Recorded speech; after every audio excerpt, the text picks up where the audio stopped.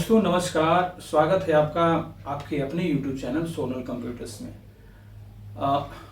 आपको बता दें कि गर्मियों की जो छुट्टियां हैं पूरे भारत भर में शुरू होने वाली हैं और उसके लिए सभी ने कुछ न कुछ प्लानिंग कर रखा है कि हमको यहाँ जाना है, हमको वहाँ जाना है। मतलब सभी घर में प्लानिंग चल रही होंगी। और आपको ये भी पता होना चाहिए कि सबसे ज़्यादा अगर कोई सफ़र करता है, मतलब ट्रेवल करता है, तो वो ट्रेनों से करता है। और आज हम इस वीडियो में ट्रेनों से जुड़ी ही खबर आपके सामने लेकर के आए हैं, मतलब टिकट बुकिंग सिस्टम से रिलेटेड। क्योंकि आप तो टिकट बुकिंग करेंगे ही अपने सगे संबंधियों या अपने खुद के लोगों का, तो उसी टिकट बुकिंग से रिलेटेड खबर आपके सामने हम लेकर के आए हैं। कंफर्म टिकट आप कैसे प्राप्त करेंगे उसके एवज में मैंने ये वीडियो बनाया है। और 1 मई 2025 से जो गवर्नमेंट ने अहम फैसले लिए हैं, रेलवे टिकट बुकिंग जो होते थे ऑनलाइन, उसमें 1 मई 2025 से कुछ अहम फैसले, कुछ चेंजेस हुए हैं। तो इसीलिए आप अगर टिकट बुकिंग कराने जा रहे हैं तो मेरा ये वीडियो देख करने के ही आप टिकट बुकिंग कराएं, ताकि आपको किसी भी परेशानी से बचाया जा सके। तो इससे पहले मेरे चैनल को आप सब्सक्राइब भी कर देंगे और आप अपने सगे संबंधियों को भी मेरा ये वीडियो शेयर कर देंगे, क्योंकि उनके घर में भी प्लानिंग चल रही होगी गर्मी की छुट्टियों में घूमने के लिए या और भी किसी इंपॉर्टेंट काम के लिए आने वाले दिनों में टिकट बुकिंग कराने जाएंगे, तो उनके लिए काफ़ी अहम हो सकता है ये वीडियो मेरा। ठीक है, तो आपको बता दें कि 1 मई 2025 से गवर्नमेंट ने, भारतीय रेलवे जिसको बोलते हैं, भारतीय रेलवे ने कुछ अहम बदलाव किए हैं टिकट बुकिंग सिस्टम में। जो आप ऑनलाइन टिकट बुकिंग कराते हैं तो उसके लिए कुछ अहम चेंजेस किए हैं, जिसके बारे में जानना आपको बेहद ज़रूरी है। इसलिए ज़रूरी है कि अगर इसके जाने बिना आप टिकट बुकिंग कराते हैं तो निश्चित तौर पे आपको परेशानी हो सकती है। तो चलिए सबसे पहले हम ये जान लेते हैं कि आखिर ये अहम बदलाव सरकार को क्यों करने पड़े। तो आपको बता दें दोस्तों कि पिछले कुछ दिनों से भारतीय रेलवेों को बहुत ज़्यादा कंप्लेन आ रहे थे तत्काल टिकट बुकिंग में जो कालाबाजारी हो रही थी उसके बारे में। डुप्लीकेट टिकट बुकिंग, कभी कभी ऐसा होता था कि आप ओरिजिनल टिकट लेके सफ़र कर रहे हैं, कोई दूसरा व्यक्ति आकर के बोल रहा है कि मेरा इसी बर्थ पे सीट है, आप उठिए। और ये एप्पल ऑफ डिस्कॉर्ड का विषय बनता था, जो कलह का विषय बन जाता था आपके और उस यात्री के बीच में। तो डुप्लीकेट टिकट बुकिंग भी होती थी। तो और भी बहुत सारी शिकायतें गवर्नमेंट को पिछले कई दिनों से मिल रही थी। उसी के मद्देनज़र उसको, मतलब आपको परेशानी से बचाने के लिए सरकार को ये अहम चेंजेस करने पड़े। और आपको हम सिलसिलेवार ढंग से बताते हैं कि गवर्नमेंट ने कौन कौन से चेंजेस किए हैं। तो सबसे पहला आपको 3 बड़े बदलाव किए गए हैं जो कि आपको जानना बेहद ज़रूरी है। सबसे पहला बदलाव है एक समान आरक्षण अवधि। मतलब जो रिजर्वेशन का जो समय होगा वो एक समान होगा। पहले क्या होता था कि मेल सुपरफास्ट या कोई और भी एक्सप्रेस ट्रेनें थी, स्पेशल ट्रेनें थी, उस सब के लिए अलग अलग समय था, टाइमिंग था। लेकिन अब ऐसा कुछ भी नहीं है। आप मेल, एक्सप्रेस और सुपरफास्ट या और भी बहुत सारी ट्रेनें जो डिलक्स ट्रेनें चलाई जाती हैं, उन सब के लिए आप 120 दिन पहले, नोट कर लीजिए डायरी पे, 120 दिन पहले यानी लमसम 4 मंथ पहले आप टिकट बुकिंग करा सकते हैं। किसके लिए? तो सभी मेल, फास्ट मतलब एक्सप्रेस और सुपरफास्ट और स्पेशल ट्रेनों के लिए एक समान अवधि कर दी गई, जो कि पहले अलग अलग था। इसीलिए यात्रियों में थोड़ा सा भ्रम हो जाता था, मतलब कैसे क्या किया जाए।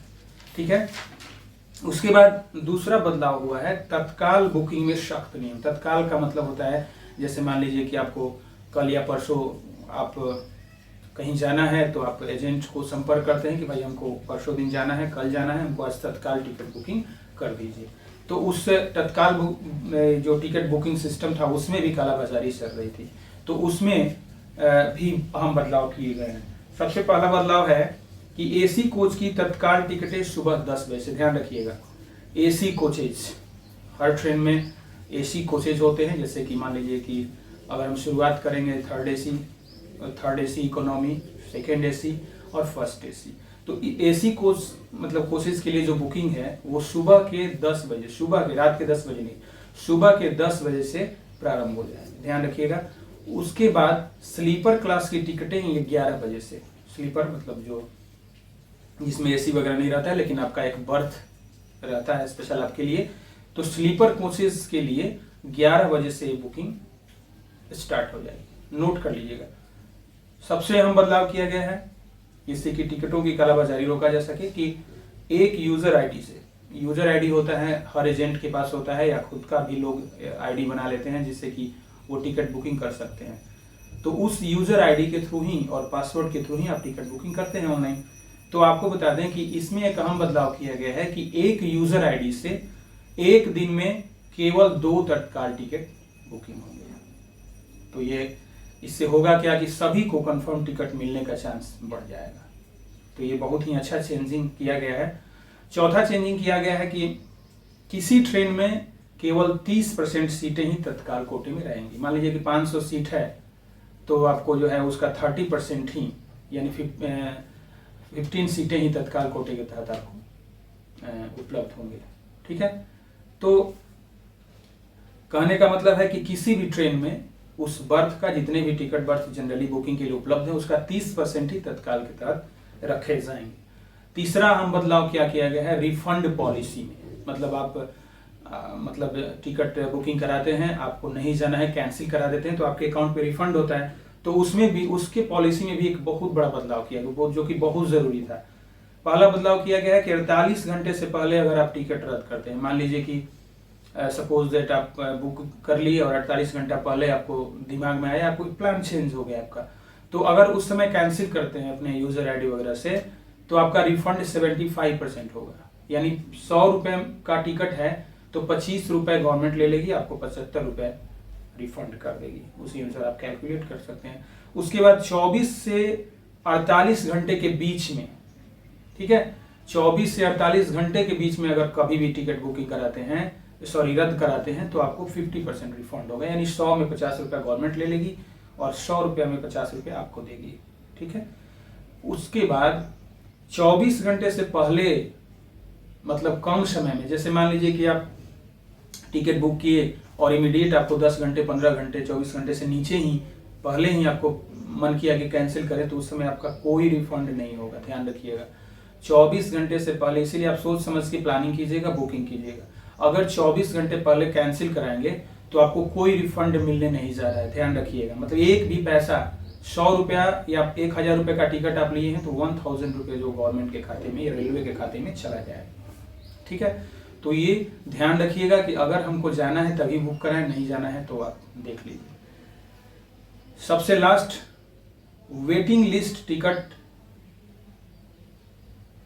अब चार्ट बनने तक कंफर्म नहीं हुआ। मान लीजिए कि चार्ट बनता है, चार्ट प्रिपेयर होने से आपका जो वेटिंग लिस्ट होता है या आरयूसी वगैरह होता है आपको कंफर्म कर दिया जाता है। जब चेक करते हैं आप चार्ट बन गया, चार्ट प्रिपेयर लिखता है और आपका टिकट जो है सीट कंफर्म कर दिया जाता है। लेकिन अब नियम क्या है कि अगर आपका चार्ट बनने के उपरांत आपका टिकट अगर कंफर्म नहीं होता है तो आपको 100% रिफंड कर दिया जाएगा। होना भी चाहिए। अगर आप यात्रा नहीं करते हैं, मतलब आपको वेटिंग नहीं मिलता है तो वेटिंग में आप सफर कर भी नहीं सकते हो, नियम है ये। तो वेटिंग अगर आपका लिस्ट में है, नाम है, चार्ट बन गया है, आपको कंफर्म बर्थ नहीं मिला है तो आपको सारा पैसा रिटर्न कर दिया जाएगा। ठीक है, तो ये थे 3 अहम बदलाव जो कि आपको जानना बेहद जरूरी था। कुछ और भी चेंजेस हुए हैं नियम में 1 मई 2025 से। पहला कि वरिष्ठ नागरिक अब रियायत के लिए ऑनलाइन पात्रता सत्यापन कराएंगे। पहले क्या होता था कि आप जो सीनियर सिटीजन थे आप उनका 65 या 60 ईयर भर दिए और उनको वरिष्ठ नागरिक के तहत, कोटे के तहत आपको टिकट मिल जाता था या और भी सहूलियतें उनको दी जाती थी। लेकिन अगर बाय द वे तो इसमें होता क्या था कि किसी का उम्र अगर कम भी है वो कर लिया, वरिष्ठ 50 वर्ष 55 वर्ष का आदमी भी है, वरिष्ठ नागरिक में टिकट करा लिया और यात्रा कर लिया। तो उससे क्या होता था कि जो ओरिजिनली वरिष्ठ नागरिक हैं उनको जो है बुकिंग में परेशानी होती थी। तो अब क्या करना होगा कि आपको आधार का सत्यापन कराना होगा। आपका डेट ऑफ बर्थ गवर्नमेंट के पास है ही, हर किसी के पास ये है बर्थ, ये आधार कार्ड है, उससे आपका बर्थ मिलान होगा और सत्यापन कराना होगा ऑनलाइन बुकिंग के समय ही। सत्यापन में अगर आप गलत पाए गए तो आपको बुकिंग नहीं होगी। ठीक है। दूसरा हम बदलाव हुआ है जो आपको जानना जरूरी है, बुकिंग पर अब 2 SMS भेजे जाएंगे। पहले आप बुकिंग होता था तो आपके मोबाइल पे एक SMS आता था कि आपका ये सीट कंफर्म हो गया है, इस तारीख को जो भी हो आपका मैसेज आ जाता था। लेकिन अब 2 मैसेज जाएंगे। अब दूसरा मैसेज कब जाएगा आपको पता नहीं है या किसी को पता नहीं है। इसलिए किया गया है कि कालाबाजारी रोका जा सके या फर्जी जो बुकिंग होती है उसको रोका जा सके। ठीक है। तो इसके लिए 2 SMS आपको आएंगे मोबाइल पे जैसे ही आप टिकट बुकिंग करवाते हो। उसके बाद ई टिकट को प्राथमिकता दी गई है। ई टिकट जो आपके ऑनलाइन कराने के बाद आपके मोबाइल या ईमेल आईडी पे आता है उसको प्राथमिकता दी गई है। वो भी आप मोबाइल में रखेंगे तो सबसे इम्पोर्टेंट उसी को माना गया है। ऐसा इसलिए किया गया है ताकि जो डॉक्यूमेंट्स है कागज़ की बर्बादी को रोका जा सके और पोल्यूशन भी फैलने से रोका जा सके। अब ये जानना भी बहुत ज़रूरी है कि आखिर इतने जो चेंजेस हुए हैं इससे केवल गवर्नमेंट को ही फायदा है कि यात्रियों को भी कुछ फायदा है। तो सबसे पहला फायदा यात्रियों को क्या होगा कि कंफर्म टिकट पाना आसान होगा। क्योंकि ये जो नियम मैंने आपको बताया उससे आपको कंफर्म टिकट पाना आसान हो जाएगा। एजेंटों की मनमानी बुकिंग पर रोक लगेगी। जो एजेंट मनमाने तरीके से आपको टिकट नहीं मिल पाता है लेकिन एजेंट लोग आपको उपलब्ध करा देते हैं पैसे लेके, तो उनके मनमानी बुकिंग पे रोक लगाई जा सकेगी।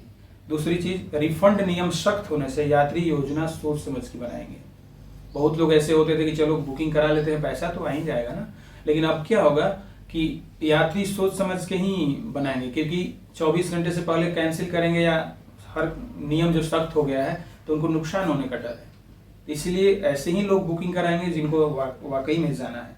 और बुकिंग प्रक्रिया जो होगी वो थोड़ा सा ट्रांसपेरेंट होगी। ये सारे नियम बने हैं तो इससे जो है बुकिंग जो प्रोसेस है वो थोड़ा ट्रांसपेरेंट या पारदर्शी होगी और सुरक्षा भी बढ़ेगी। आपका सिक्योरिटी बुकिंग के समय वो बढ़ेगी। अब हम सबसे लास्ट में आपको बताते हैं कि इन सारे नियमों के इतर मतलब मद्देनजर आपको स्मार्ट बुकिंग मतलब कैसे करनी चाहिए। तो सबसे पहले तो तत्काल बुकिंग का समय पहले से ध्यान रखें। ठीक है, पहले से ध्यान रखेंगे। एसी कोच का 10 बजे से और स्लीपर कोच का 11 बजे से स्टार्ट होता है, तो उसको ध्यान में रखना है। और बैकअप प्लान तैयार रखें। ठीक है, और बैकअप प्लान मतलब मान लीजिए कि आप तत्काल बुकिंग करा रहे हैं, कोई इसकी ट्रेन में टिकट नहीं मिला, तो आप बैकअप प्लान भी तारीख और ट्रेन दोनों का रखें, एक के अलावा दूसरा तीसरा ये भी, और पहले से यूजर आईडी लॉगिन डाल के रेडी रहे। ठीक है, उसके बाद ध्यान रखने वाली बात है कि बहुत सारे फर्जी वेबसाइट भी हैं। जैसे क्या होता है कि आप गूगल में सर्च करते हो टिकट बुकिंग, तो उससे क्या होता है कि बहुत सारे लिंक आपको उपलब्ध हो जाते हैं, और उस लिंक को अगर आप गलत लिंक को क्लिक करते हैं तो हो सकता है कि वो गलत लिंक से आपकी बुकिंग कराए और आपका पैसा भी कट जाए, आपको टिकट भी ना मिले। तो आप ध्यान रखिएगा, IRCTC का जो ओरिजिनल वेबसाइट है, ठीक है, ई टिकटिंग IRCTC या कुछ भी लिखिएगा तो सबसे फर्स्ट में उसी का ये आता है वेबसाइट।